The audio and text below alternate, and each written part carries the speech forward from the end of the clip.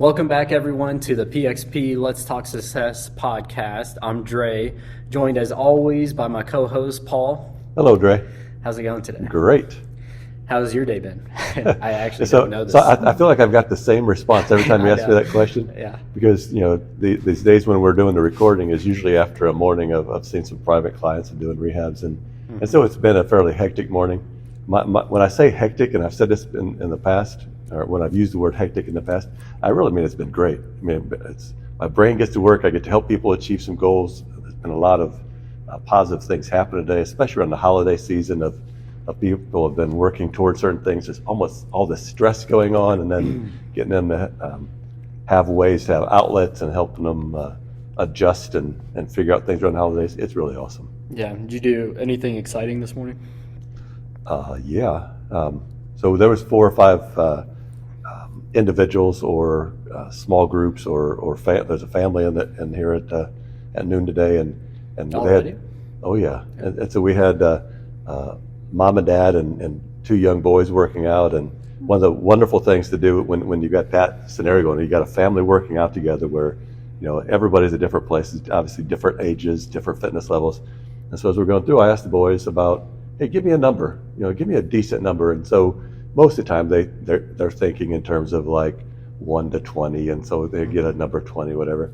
And so this morning, and we'll give a quick shout out to the Densborn family, but Enzo gives me a number of 109, and his mom and dad both together went, no, because we were getting ready to do some push-ups, and they got to have 109 as their target, and of course they achieved that, and so it's a lot of fun watching all that happen. I got you. Did you get a new shirt?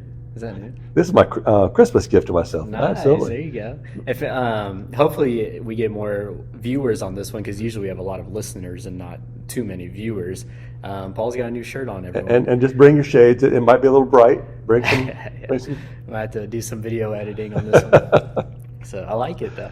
It's the right color. It's a nice shade of orange. It's the right color. You got to get some bigger arms going though. I'm working on that. Awesome. Okay. Well, I'm glad you had a good morning. I've been running around. This is, for all the listeners, this is the second day in a row that I forgot something, and I hate it because it throws me off. Well, when you get to a certain age, sometimes your memory starts to fade. You think so. I think so as well, because it's I need to get more magnesium. Yeah, you're all the way up to what, 26 now? So you got to watch out, because that brain, it starts to fade a little bit. So actually last night, I was laying in bed and I was on TikTok, and so I was there's this like formula that you can do, and it's like if your significant other, you put in their like birth, how old you are, you add zeros, their birth year. So for you that's like 1950, and then you subtract it from your age. And then you add in something, and there's supposed to be your age and their age at the end, and you're a perfect match. I think it's a trick, but I was like, how old am I? And it was weird, because I was like, because I got 27 when I did the formula, and I just put in a random year, and because obviously I don't have a significant other, and so it's at 27, and then like the other one was like 31 or something. And I was like, how old am I? I was like, I'm not 27. And then I was like, I think it's counting for next year. So I thought that was interesting. So if anyone wants to do that to see if they're a perfect match, you guys can get on TikTok and find it somehow. That sounds like an awesome use of your time. Yeah, it was. I texted someone last night. I was like, I got to get off TikTok because I spent too much time on this thing. So, all right, let's get to Cricket's joke. She was very excited about this one, and I think she's very proud of it. So we'll go for it. What would you call Santa if he raised cattle? I have no idea. A Jolly Rancher. Now some Jolly Ranchers do taste good. I like the cherry or the strawberry flavor of those, but Is that your favorite? Mine's the blue one.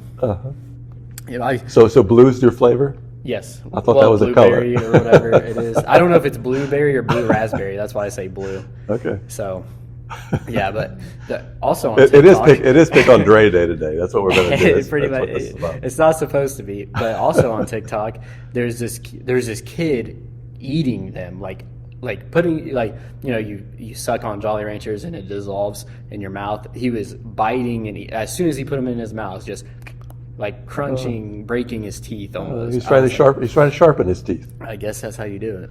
So, but there you go, Cricket. I hope you're proud of yourself. You Jolly Rancher, you. Yep.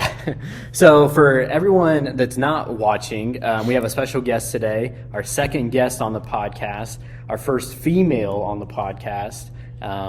So that's a big honor. She is one of the most consistent people that comes to the gym and that I know in general. She's the head coach that I talk about for Our Lady of Mount Carmel, cross country and track and field now. And then she's a mother of 5, right? Mother of 5. Her husband is Gary, G Unit, as I like to call him. So wonderful person. This is Sarah Galvin, everyone. Welcome, Sarah. Thanks for having me. Hey, no problem. I'm excited that you're here because I know you're a fan of podcasts, and a lot of people know you in the group, but a lot of people don't as well, especially since we have listeners that are across the globe necessarily. So I think it'd be cool for everyone to know you and for us to introduce you to everyone. And then this being so this is going to come out either on Christmas or Christmas Eve. I haven't decided yet. But I thought it would be nice to have you on here to share it for our Christmas podcast. Thank you. So no problem. I'm going to let Paul take over pretty much from here. Paul knows more about Sarah than I do. So I'll let you go from here. Absolutely. Sarah, welcome. It's been, how long has it been we've been working together? Almost 3 years. I think we started coming January of 2020. Yeah. So right before COVID hit. My recollection of meeting you and your family was us walking out, had closed the gym, had finished classes one evening, and I'm walking out, and you and Gary and the kids are walking. I think you're going to Pacini's next door. Shout out Pacini's. You guys do a great job over there. But as I'm walking out, you guys approached and said, "What are you doing there?" And I'm like, "I don't know. What do you want to know?" And so we started chit-chatting about things, and we just started our relationship from that point. We're working with your family and working with you, working with Gary, and so forth. Tell us a little bit about your athletic background. I guess I was one of those kids that played a lot of different sports growing up. Soccer, basketball, cross country, tennis, track. I think that might have been it. It might be easier to ask you what you didn't play. Yeah, that's what I was thinking. Middle school, I kind of settled into cross country and basketball and tennis, maybe track as well. I was always, I actually played softball for a while too. I was just one of those kids that did everything, and I was able to do that because of I grew up in a small town. I'm from Terre Haute, so was able to North side, south side, which side of Terre Haute? North. Nice. So I went to North, and so by the time I got to high school, I ran cross country for a year, played basketball for 2, and then played tennis. By the time I was a junior, I just kind of settled into tennis. As I look back, I do regret that because I obviously wish I would have stuck with running. But it wasn't, it wasn't something that I was really driven to do at that time. Went to UD, University of Dayton, walked on to the tennis program there and just played for a year. And then just finished out college, and then after I kind of became an adult, became a recreational runner and just did that. Yeah. So how did that journey into recreational running start, or how did it grow for you? What? Well, I've always ran. I would say that I had different times in my life, especially when I was having the kids, where I didn't run as much. It was just not something that I was able to do. And then at some point, having the kids, it became kind of an outlet for me to be able to, Gary would walk in the door and I would walk out.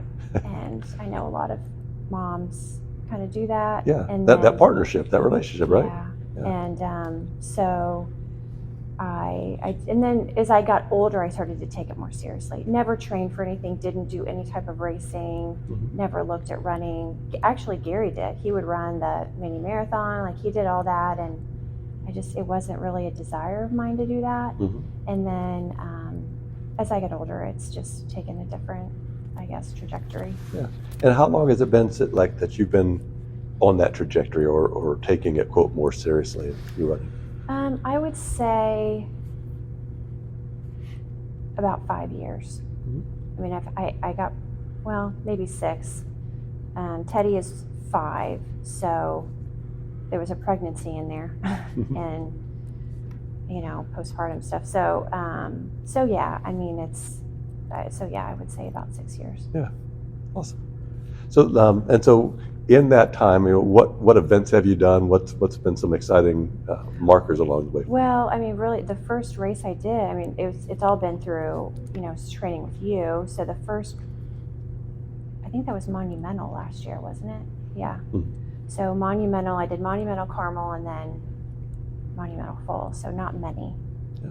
So, if we go back when you and I met, so that 3 years, so you were on this journey of about 5 years we're talking about, and then we met about your 3rd year in that, or 3 years ago, and then started ramping things up, working on some strength stuff. You did 2 half marathons, and then got this idea of wanting to Boston qualify and training for a marathon and so forth. And we'll get into that story later on. There's some excitement in that story, and there's some in that story. And there's Dre messing up in that story. And there's some, for our listeners, we'll get into that story. And many times you set goals, and on certain days you surpass it, you meet it, or sometimes you just barely miss it. Or we'll get into that side of it. But it's been fun watching you grow in those spaces. For a lot of our listeners, will relate to you. Busy. You've got 5 kids. You've got 2 parents who are working, who have interests that are recreational and professional. And then you've got the work on that relationship and on the family dynamics. And then your fitness and your health and your stuff. What are some thoughts that you have that, maybe some things that you do that helps you manage all that time, or manage your time, or fit all those pieces in? Well, I think the first thing for anybody that wants to, thinks they're too busy, I guess, to focus on your own fitness, is you just have to make it a priority. And, obviously I come to the 6 a.m. class. I mean, there's not a whole lot going on at 6 a.m. in the morning. Right. So I don't work outside the home, so that does give me more flexibility. I realize if I did work outside the home, it would be hard for me to do everything that I do. So I'm very lucky that I can do that. I think you just have to make it a priority. There's always things that have to get done around the house or with life or whatever, but you just have to make what you are doing for your own health and fitness a priority. And it is kind of an energy multiplier. When you find the time to exercise and focus on your health, you don't spend a whole lot of time on TikTok. I don't even have TikTok. I love that dig you just threw in there. I love that. Priorities. We're gonna have the theme of the day, pick on Dre. We'll figure out ways to pick on Dre as we're going through this. Yeah. So I mean, it's always balance is something I think most people struggle with. It's certainly something that I struggle with, but I like to think that the kids. I like to think that the message that we are sending by prioritizing our own health and fitness is a positive one, and that even though you're busy and you have a lot going on in your life, it's important to make your own health a priority. Yeah. And you can still be a mom, and you can still have a lot of things going on, and you can still try and set big goals. Yeah. And there's room for all of that. I Yeah, think and it's important to always try and work for something, whatever that is. It Right. doesn't have to be athletic. For sure. No, and I think that's important, especially because that's one of my, I don't know, pillars that I have is like a no excuse kind of policy is kind of what I go by.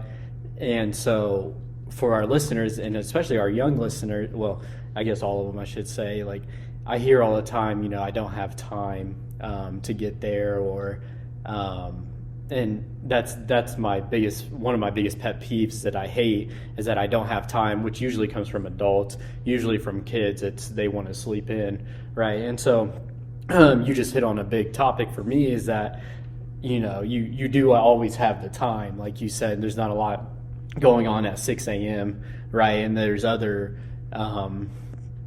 places and businesses that start earlier than we do even.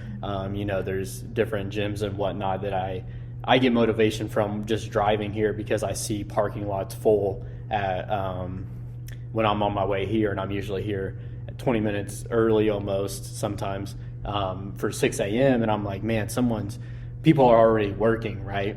And so you just said that you prioritize fitness like that, and I think it's possible because even though you don't have a per se job outside of here, you take care of 5 kids, and that's probably like 2 full-time jobs combined into a whole day span, in my opinion, from what I've seen. So I think that's a very important lesson for our young listeners, especially like if you make it a priority, you can accomplish what you want to accomplish, right? So I just wanted to throw that in there.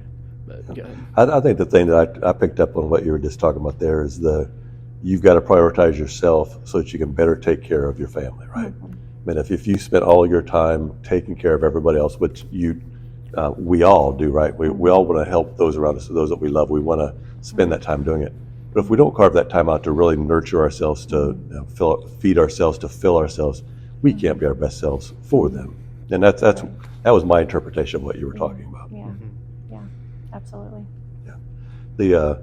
And once you've got that, I loved what you said too about the example, right? I mean, we want our kids to grow up and being healthy, wonderful adults, right? And so we many times tell them what that should look like. Mm-hmm. But when we show them, I agree with you. It gives sense so much stronger message that way. The other side of this, I've heard people go, yes, but I feel guilty because I feel selfish. I'm taking time away from my family, or I feel guilty, and they've got other reasons for that. And so I don't think there's a right answer of how that is, but if you can find a way to prioritize yourself, many times your energy multiplier, what you talked about, gives you more to be able to have the time, the energy to do more for your family. I think it's important to recognize that there's always going to be that guilt as a parent. If I have to do a run on a Tuesday or Thursday after the kids come home from school, I feel bad about that. I feel bad having to leave them. But it's maybe only once a week. And so you just have to, it's never a perfect solution. You just have to try and find what works best and just be okay with it. Yeah. Well, let's take this fall. So we're going to get into some training that you did, some big goals that you set, even with all this. So this fall, let's set the stage for what all was going on. Let's not talk about your training for the marathon that you did here in early November, but let's talk about August through that point. What all was going on in your world? In August? Yeah, August through the I'm gonna call it the season. Okay. Well, August the kids go back to school, so I have 2 girls at Guerin, 2 at Our Lady, and Teddy's in preschool. So August is busy with any parent getting their kids back to school. Like Dre said, I coach cross country, so kind of definitely ramping up that schedule. We did change things a little bit this year where we didn't do as much summer running, which I think actually was a really good thing for the kids. But by August 1st, we were practicing 5 days a week, I think. Yeah. So trying to kind of balance that schedule with the girls run cross country at Guerin. So with that schedule, yeah, it was just a busy time. So you had, let's take it back to July, because July is when we really start all the prep stuff for getting the kids back at school, right? Yeah. They're going to new schools. They're getting ready for school. All the things that go into that. Yeah. You've got a coaching responsibility for a cross country team here at Our Lady of Mount Carmel that you're preparing for. You're 5 days a week of practicing. Mm-hmm. You've got all the stuff of your regular busyness throughout the day. Mm-hmm. And then you decide you want to train for this marathon. Mm-hmm. Anything, I want to pause just for a second in that, but like, how did you manage all that? Or what was it like? What was a typical week like for you? Well, I mean, the nice thing about coaching cross country is that the schedule is very, it's just the same every week. So we always run on Saturdays. So the practice schedule during the week is always the same. So your meets are always on Saturdays? Meets are always on Saturdays. And so that helps to plan for the planning. And so, so yeah, I mean, Monday we just kind of get started. Practice is always in the evening for cross country. Mm-hmm. And, my days are typically full of just getting things ready at home for the week. But when August hits, it's a lot of practice planning, a lot. I spend a lot of time. I don't think people that don't coach don't understand how much time you spend on the admin and just practice planning. So my brain is always on as a coach, trying to figure out what I'm going to do, how we're going to try, just everything. And so yeah, I mean, obviously things fall through the cracks at home. But and I feel like as a coach, I spent some time doing that with the individuals, but you're coaching a team. So you get this big, broad range of ability and paces and newness and likes and bodies who are developing and growing. Mm-hmm. And so you're trying to get all that theme of your coaching details to apply to how many kids are running with you? This year we had a smaller number. It was about 50, between 40 and 50. I like how 50 is a small number. Yeah. Yep. It was. Yeah. Well, it seemed small, actually. Mm-hmm. It did seem small. Yeah. And so, early morning, getting everybody ready. During the day, you've got some planning. You got some other things going on. You're multitasking that. Kids get home from school. It's time to practice. You get home, you have dinner. Someplace in there, you're working out your training. And then homework and help with the kids and prepare for the next day and hit repeat. Repeat, yes. Yeah. And so, that's, it's not everybody can do that, right? Not everybody can be that busy and still train for an event, especially not a marathon event. And so, you hit two things I want to talk about on the training. You mentioned that during the summer, you didn't do as much running, you backed down, and I'm a low mileage guy. And in terms of, I'm not a believer, I'm not a buyer that you've got to have all this big volume of running to be good at things. There are individuals who think you've got to run, 40, 50, 60 miles to run a good 5K race. And then it would become larger the longer your space goes. And so, there's a bunch of people who've been successful running 100-mile weeks to run a marathon. I'm just not one of those guys. And so I like what you were talking about there with your team, especially developing bodies and growing that volume is helping them not get injured and to continue liking the sport and not be driven into the ground, that sort of thing. Right. That doesn't mean they're not working hard. That doesn't mean they're not successful. I mean, your team, what'd your team do this year? Our cadet girls won. Won what? It was our city championship. Right. Yeah. What won several meets along the way, and then at the end you've got the city championships, right? Yeah. Our cadet boys came in second, a very close second. Yeah. How have they done over the last couple of years? Well, this year we brought home 2 trophies. The last 3 years, 2 years before we brought home 3. Right. So your teams are always your teams are always in that top 1 or 2 spot, right? Yeah. I mean, you've got some some of your younger kids, as they're going, may not get the championships, but as you develop them from their 5th, 6th, 7th, that's usually when you've got them trained where they need to be, and then they end up winning. Yeah. Right? Yeah. Yeah, so well done. Again, that adds kudos to how you're coaching and what you're doing with them and building all those pieces. Thank you. It's also in the genes, though, right? She's got her kids run for the team as well, and they are some of the fastest kids on the team. Well, one of them is one of the fastest kids now that I help out with. So Yeah.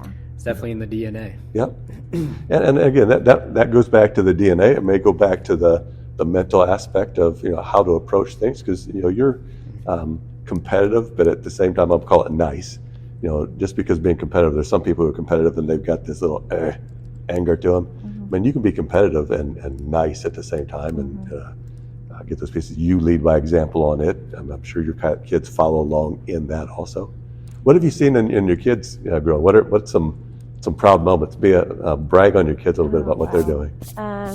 Well, I mean, I guess I'll start with Tim, since you brought him up. I think he's just had a lot of success in cross country.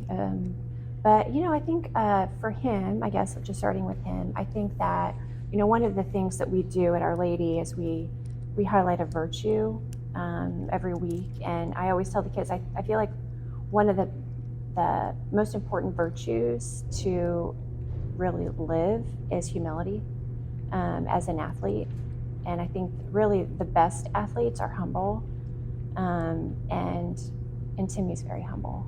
Mm-hmm. He's a very humble athlete. He has a lot of God-given athletic ability, and he's very humble. So he works hard and he wants to be a good teammate. And so I think those are important qualities to have, and we'll see what happens as he gets older.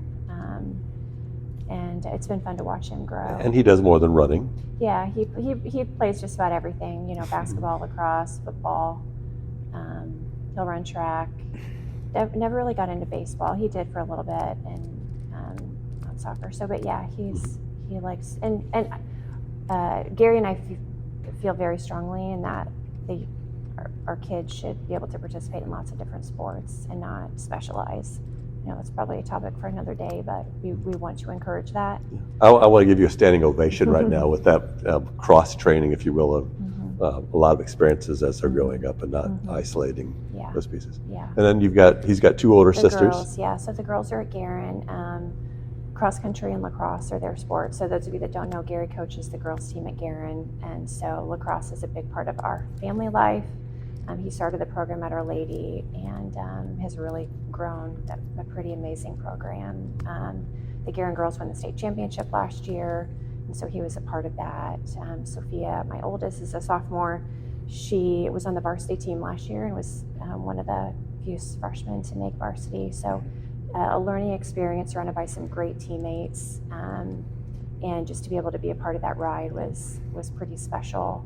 And she works really hard at lacrosse and is very driven in that sport. So Isabella is a freshman. She really had a great, Dre coached her for a couple of years. And so we worked with her at Our Lady it seemed like for a while for her to just kind of figure out I like to say, like, for the switch to flip. Mm-hmm. And it happened for her this year. Yeah. And that was really exciting to watch. For a kid to realize they have ability and potential is a really fun thing. And so she is driven in a new way because she sees that in herself. Yeah. And we'll see what happens with lacrosse this spring. And she wants to run indoor track. So, yeah. That's awesome. Yeah. Okay. And so now I want to shift gears. We've talked about your coaching philosophy with and your successes there. We've talked about your family coming up. Now we're going to get into your marathon training. And so I'm gonna jump and give away what happened at the end. Do you want to tell this story of how your race day went? I really want to hear your version of how. Yeah. So the this is marathon. where we find out that Dre messed up. Just so everyone knows, I out. didn't realize you messed up. So your goal was Monumental Marathon. Your goal was to Boston qualify. Your training's going great. What's the day like down at Myron Mill? What's the weather like? What's the environment? It's warm and windy. With some rain, which wasn't really a big deal, but it was just a really windy day. Yeah. And then how'd your race unfold? Well, it went fine until mile 25, and then it didn't go quite so fine. So it was, for those of you that don't know the monumental course, when you run south, the wind was coming out of the south. So running south, the wind was at my back kind of a little bit. I mean, not the whole time, but definitely running against it coming back north, and especially in those last couple miles. So it was just more of a physical and mental challenge. I think because of the wind. I mean, not that it wouldn't have been if it wasn't there, but it was just a tough day for everybody. Yeah. And so, I mean, your goal was to Boston qualify, and then where'd your time finish relative to your Boston qualification time? It was 4 seconds short. Yeah, 4 seconds. Yeah. And so, that's a huge disappointment. If you're off by like 4 minutes, you can go, well, I was off by 4 minutes, but 4 seconds, do you still wake up, thinking about that, or how have you adjusted with that? Yeah. It still burns. I have not been able to go back and look at my splits yet. Yeah. I did right after the race.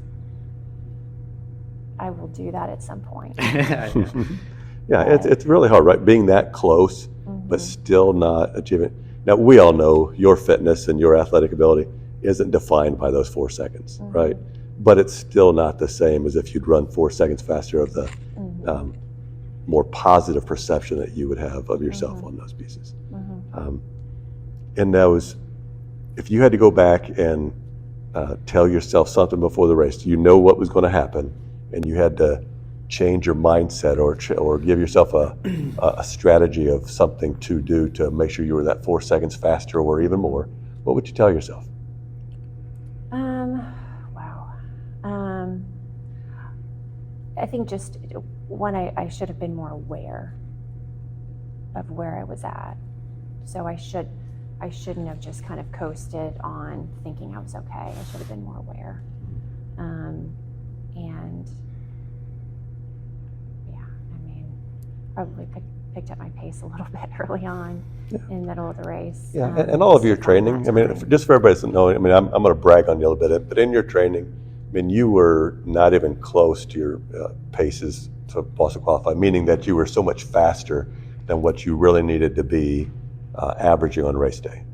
And so as you got into this and you were looking at pace groups and that sort of thing, I'm not sure the pace group was where they needed to be.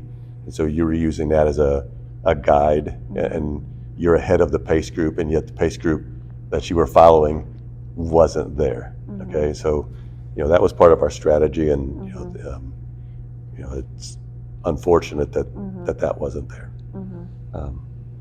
But let's talk about your training to get there. I mean, in my mind, we're an unofficial Boston qualifier, because in your training, we know what you are. Going into that one day where you get to go perform and you either hit it or you don't, it's the training where we really know whether you're there or not. And you were many times 20, 25 seconds faster per mile than what you needed to average to get there. Even on your long runs, on your short runs, we know that you've got that in you. Let's talk about your training. What was your training like? I mean, so busyness. You're a couple days a week running with your cross country team or doing some short runs with them. But what was your training like? What'd that feel like? Well, I mean, so I would run with the team twice a week, and then I would really train on my own twice a week. So one workout a week and then one long run on. I mostly did my long runs on Friday because of my schedule. So you're telling me that you trained for this marathon of really only doing 2 workouts and a couple of, I'm going to call them jogs with your team, and you were pacing and running for those distances and going to be a Boston qualifier? Yeah, kind of hard to believe, but it worked out that way. It does work that way, folks. Yep. For those of you that are wanting to do a marathon, if you go online and look at things, you're going to see some things that don't match up with what we're talking about. High mileage, high volume. You've got to get in things in They've got terms like junk miles and all this other stuff, getting volume in and resiliency and get your body to this place so it doesn't break down and all this other language. I'm not a buyer. I'm not. I've seen it in my coaching. You're a great example of that. That 2 to 3 days a week. You've got 4, but 2 of those with your team. What were the 30, 40 minutes at No most? longer than that, yeah. Yeah, 20, 30-minute jogs at different points with that, and then you've got some speed work or some tempo work, and then your long run on the weekend, right? Around your team doing its thing, around other pieces and that sort of thing. So it is definitely possible, right? Yeah. How'd your body feel though? I mean, some people would argue with me on this and go, yes, but on race day or in the training, something's going to break down because they don't have a certain resiliency. How's your body felt? It felt good. I mean, like Dre said, I listen to a lot of podcasts. I'm definitely a student of the sport. So, a lot of what you read out there and what you hear is high mileage training for marathon training. I would venture to say most probably pro marathoners are doing incredibly high mileage. Yeah. So that's kind of what you see and what you hear. And, you read about all this marathon fatigue and just kind of how that's supposed to be a part of training. And I didn't have that. I mean, my legs were tired just from the workouts and the long runs and stuff. But I mean, there's obviously that's going to happen, but definitely did not have that marathon fatigue at all. Right. There's a commercial that you just reminded me of that, you bought this treadmill to train for your first marathon, and now that your marathon's over, it becomes a coat rack, right? Because you're tired of it. And that's what I see, that marathon fatigue, that's what it reminds me of. You get into it and you persevere, you do it once and you're like, I'm never doing that again. Well, that doesn't sound fun to me. No, I mean, I think there's probably very few people that could do that type of training and come out the other end without a few scars. Yeah. Injuries, sorenesses, breaking down, the mental side of just the perseverance and the emotional drain that takes. That would be hard by itself if you're a professional athlete. Right. If that's your job to be able to put that mileage in where you don't have the other pieces going on. Right. Yeah. And I don't know how to really communicate that piece to people because there's so many things out there that talk about how you've got to do the high value, you've got to get this mental fatigue, you've got to have this marathon fatigue. And then us mortals, people who have real lives, we can't do that and sustain it and make it more than a year or 2 years at most of this. And then all of a sudden now we lose our fitness, we lose our drive, we lose our goal, and then we don't feel good about ourselves anymore. Well, and I think it's possible to be able to train that way and do it and, do well. I mean, obviously it happens, but it's your full-time job. Like you can't have, it would be hard for regular people to be able to do all the recovery that would be needed and fueling that would be needed and everything that would go into that to do it well, unless it's your full-time job. Yeah. And for most people, it's just a hobby. Yeah. And so, and then if you can't do all the extras, then you're putting yourself in a position where you're going to end up getting injured. Yeah, you don't have time to recover. You're doing another workout on tired legs. They're going to break down. Your form, falls apart. You get this divergent of fitness. You get this divergent of mental acuity or mental freshness, and it just tears people down. And that's if we can, this example, it really comes to the crux of our philosophy here at PXP Endurance, right? Of how to train. Because you got to fit all this stuff into life. Otherwise, why are we doing it, right? I mean, it's not most of it's my full-time job, but it not the training, not the event, helping people achieve those goals, be able to fit those pieces in. Right, you have to fit your training into your life. Yeah. You don't work your life around your training. For most of us, So if you're running 100-mile weeks, you're working your life around your training. Yeah, sounds so simple. Sounds so simple, but that's not what most people are telling us, is it? Right. We were talking earlier about what we do differently here, right? Well, that's an example. If we do rehab here, and so there's other people who do rehab. We do strength training here. There's other people who do strength training. We do coaching here. There's other people who do coaching. This is a gym space. There's other gyms.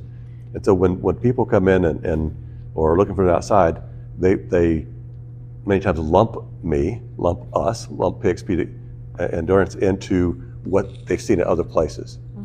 Yes, I do rehab. There's a lot of same words that we use. Yes, we do coaching, a lot of same scenarios going involved with strength training, that kind of stuff. But it happens differently. You've got to experience it. You've been in the classes for a couple of years. You've been through the coaching. You've got to kind of see others and yourself. I'm going to put you on the spot. Yeah, I have a difficult time trying to tell people what the real difference is, or we do it differently. We do similar things, but we do it differently. What have you seen, or what are some insights, some thoughts that you have of what is different of how we do things? Well, I think like with anything in life, it helps to be able to look at something in a kind of creative, objective way, and you do that. And so it's easy to go to like any of the gyms that Dre passes on the way to class and have a system that's probably been handed down from people that aren't at that gym, and then just go through the system, but it's just one piece of the pie. And so that system might work, but it doesn't look at the whole picture. It's just one part of it. And so here, everything is connected with the strength training, and then with the coaching, and then just with the philosophy. It's just kind of one. It just fits together, it's just how I think about things, how I approach. It's how I want to approach my own team, and not look at things in a compartmentalized way. And there's building blocks, so you can't. And another thing too is you're very patient. And I've learned as an athlete, you have to be patient. We live in a culture where we want instant gratification. We want to come in and you're gonna. If I go to this class for 6 weeks, this is going to happen. Great, sign me up. Well, that's not real. It's not going to happen that way. So it's great marketing. It's great marketing, but it doesn't. That's just not how it works. So you have to be able to look at things, and you can have short-term goals. That's great, but you really have to be patient and just put in the time and be consistent, and then you're going to start to see results. Yeah, I like how you phrase some of this. I'm going to steal some of those little segments out there, because one of the things I do struggle with is somebody puts me on the spot and says, well, what's different? My go-to answer is that, well, I'm going to look at everything that you're doing, and we got to figure out how you're going to accomplish these goals, because you're an individual. And our tagline of your goal is your success is not an accident. What do you want to accomplish? Let's go do those things. And so that's the challenge that we have of communicating those pieces. So I'm very proud of what you've accomplished. I mean, it's as a coach, watching you as an athlete do these pieces, I know in the stuff that I'm asking you to do in your training, that's not easy. And then I see you in class, and I know what I do to you in class, and I know that's not easy. And then I watch what you do with your family, and I watch what they're doing. You guys, have done some great things, putting all this stuff together, and then all the accolades, all the successes of, we're going to take the 4 seconds away, we're going to call you Boston qualifier, but training for the marathon. The other trainings, the kids' accomplishments, your team's accomplishments, the family dynamics. That's awesome. Oh, thank you. Yeah, and then she's sitting. For those of you not watching, she's sitting here humbled, and I'm watching her face turn rosy and so forth. She's not one that likes to be bragged on and so forth, and I'm doing it anyway. Well, and I think so. Just from listening as a listener right now, I think she answered the question twice, really, because before you asked her that, I think she hinted on something that we haven't necessarily brought up before, which is continuing to stay motivated even after a marathon through, I'm going to say vigorous training, even though it's not as much as like other people are doing. Oh, Like, the training is vigorous. It's just not the same volume. right. That's what I Yeah. meant. I'm sorry. So like she didn't have 70-mile weeks, but then My heart just stopped. 70-mile what? yeah. So and so that's just what I was. I heard her answer was that like she and even you said like she's continued to stay motivated even after that training for the marathon, which a lot of people, like you said, some people lose motivation after their training or after they've done a marathon or after they've done a race. They're like, okay, I'm never doing that again, is what you said. And I was like, that's crazy, because that's true. When we do your training that you put us through, is that we in my races and some I have those moments during the race where I'm like, why am I doing this? But then immediately after the race, it's like, I'm signing up for the next race. And so that's just what I picked up on, was that we continue to stay motivated as athletes through the training here. And she's already, like, her and I have an agreement already, and this was like, I don't know, a week or two after the marathon, that we have an agreement for Carmel coming up, that I'm going to do something for her. I'm not going to run the marathon. So what do I need to be prepared for here? I'm not going to run a marathon, but just a week or two afterwards, like, she brought up to me doing something that would help her, because she's going to go for actually qualifying for Boston again. And she's going to knock that out of the Yeah, park. and she is, for sure. And I obviously said yes, like, I'll do whatever I need to help you. But I just thought that was a big part of what you do here and what we do here, is that, like, even your training allows us to stay motivated, as opposed to giving up, really. Because like, we've discussed it a little bit before, like, I've failed on my biggest goal 5 times now, right? And then she just missed by 4 seconds, so that's like crushing in both cases. But like, we've continued to stay motivated to go after it, and so that, I think that was huge, from what she said and then from what you said. Yeah. So. Yeah, you use the word fail right there, and on yours, I'm going to keep this talking about Sarah on this. Yes. Sarah didn't fail No, by being 4 seconds off Boston qualification time. This was still a PR on your marathon. You'd run one previous marathon. Yeah, years ago. Yeah. But yeah. And so this was a really big improvement, a great performance, if nothing else, setting a baseline. And your baseline on this, you're 4 seconds off of Boston qualification time. Well done. Yeah, which is awesome, for sure. Thank you. Cool. Anything you want to say about yourself or the training or anything else here before I go into our fun stuff? Well, I mean, I guess I could just kind of close, just for people out there who are listening, who are maybe not a part of PXP.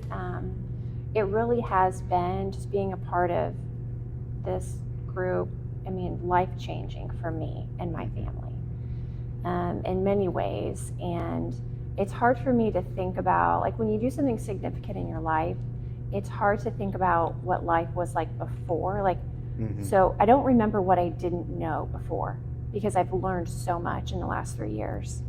And so I'm just such a smarter athlete, and hopefully that helps me with coaching and obviously with the kids, and for my own training. So, I mean, and that's really all, I mean, that has to do with walking in this front door and just being a part of this program, training with you. I've learned so much.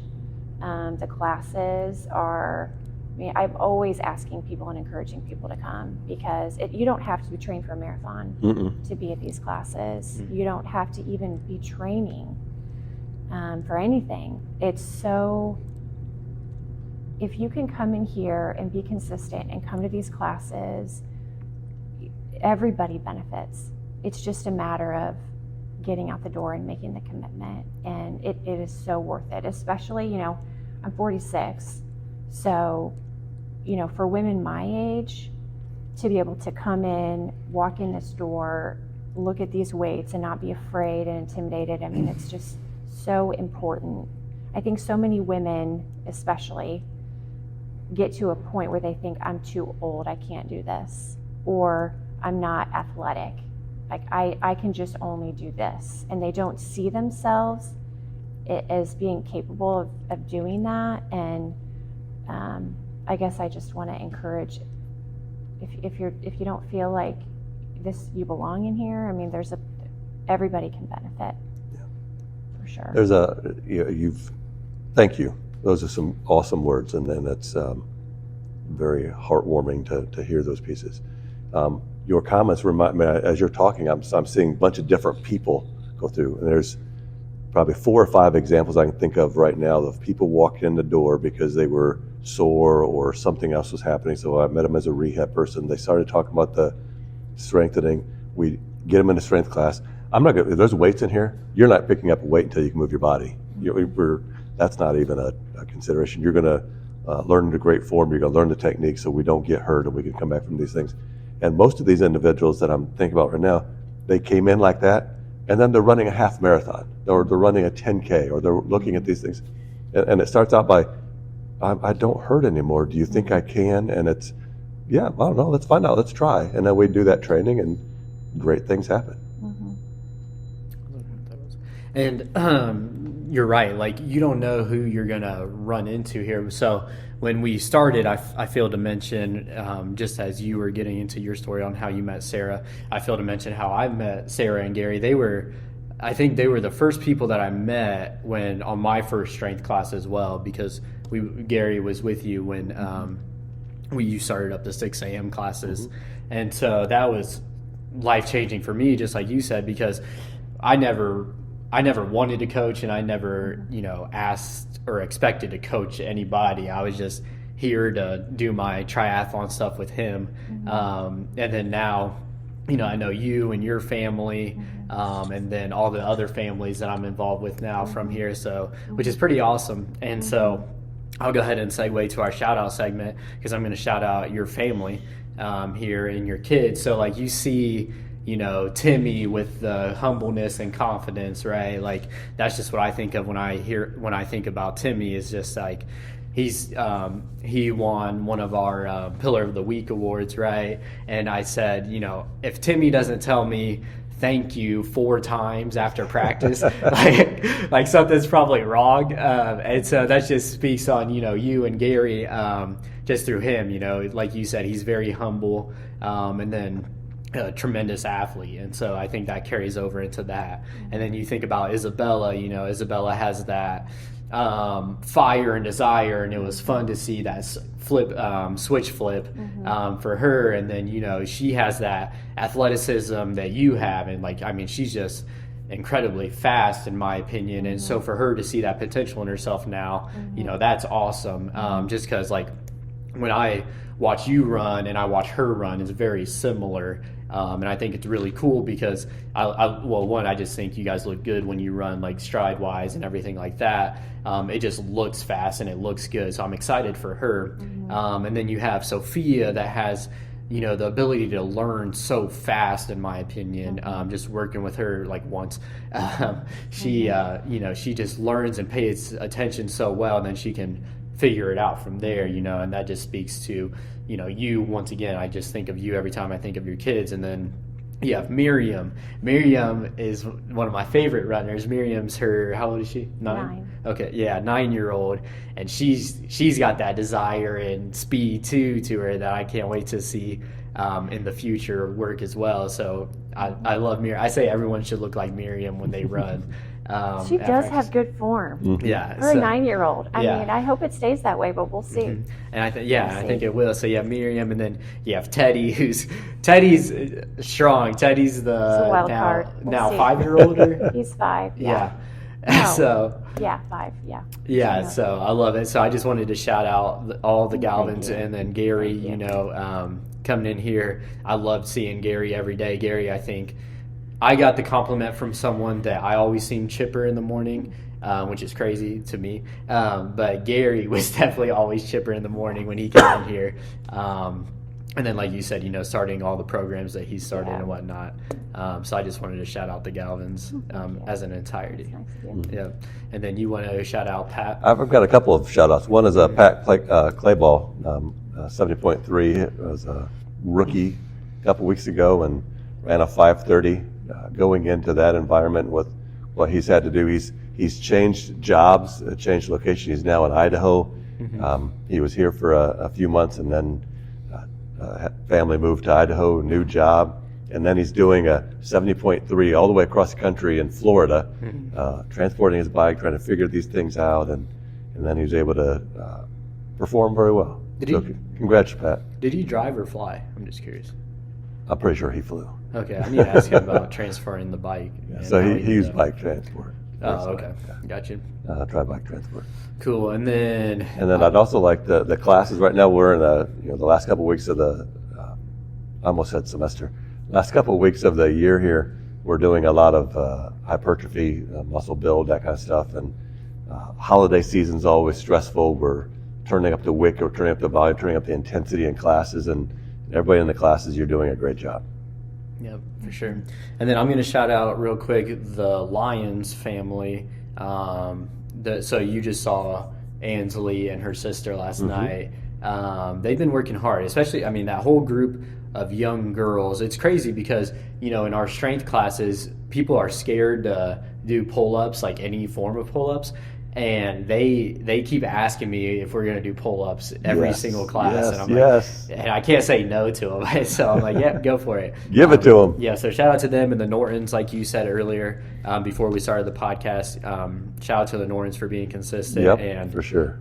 To Odessa for continuing to kill it out there in tennis, and then for John to continuing to get stronger. And they've been asking about track, especially when we had I think I had Leo, Timmy here, and someone else, and we were talking about track, and they were all excited for that. So I'm excited for track coming up. And then you want to shout out the entire 6 p.m. class? Yeah, just it's the kids that keep coming, putting in the work in the off season when they don't have to. Right. So it says a lot at their age that they have that commitment. Yeah, absolutely, for sure. And then, so everyone that has listened to the podcast already, she's the one that I got the shout out segment from, right? So Sarah's the one that started that, and then once we started doing it on the podcast, I let her know that she gets credit for all that. So that's for everyone. That's it for the shout out segment, and then I want to go into our fun question segment. And so get ready, Sarah. These are interesting. Yeah. So I want to do trivia today, a Christmas trivia for you guys, and so you guys are gonna see who can answer first. And so I just looked these up for Christmas. What words follow Silent Night in the song? Holy Night. Oh, yeah, you got that. Okay, 1 point. So next question. Yes. I'm not very good at trivia, so. Which country did eggnog come from? Eggnog. Don't cheat. Iceland. Nope. You're somewhat close. It's not too far over. It's across the pond. It's across the pond? Mm-hmm. Germany? It's not very close to Iceland. But. Close. Did they almost qualified for the final in the World Cup? If anyone's been paying attention. Not so much. David Beckham is from here.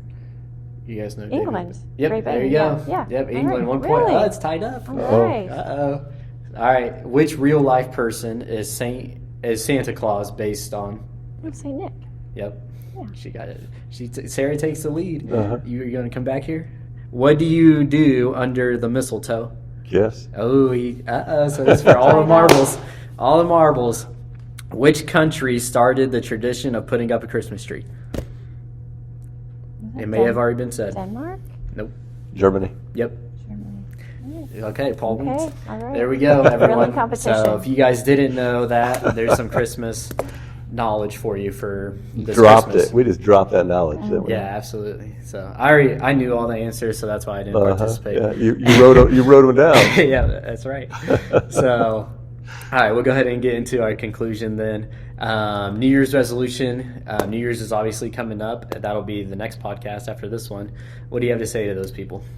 So New Year's resolutions, for me, I don't really do resolutions. From my vantage point, from my personal philosophy, resolutions seem to be a thing that, hey, I want to change something. And so for me, the New Year's time isn't that place for me. If something needs to be tweaked in my world, then I tweak it, right? If I need to be more fit, if I need to do something different, if we need to have a different priority, those are things that go on, and I like being consistent in how I apply that thing to our world. Mm-hmm.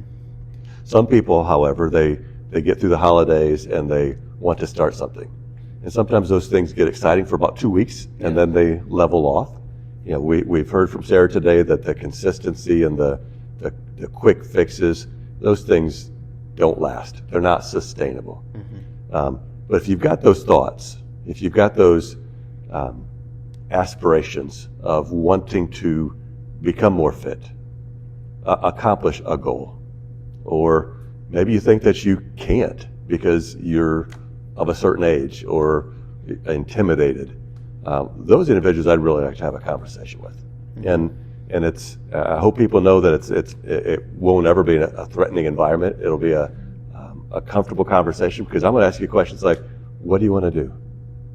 And I'm going to ask you questions like, where do you want to go? What do you want that to look like? And everybody's going to give me their safe goals. They're going to tell me things that they think they can already accomplish.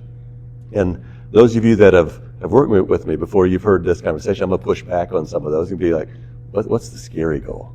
What's the scary goal? What would you really like to accomplish? And then I'm going to help you accomplish those. Mm-hmm. And it's for those of you out there that have New Year's resolutions or go through that process and they haven't worked for you, try something different. Let's have a conversation. Yeah, for sure. Awesome.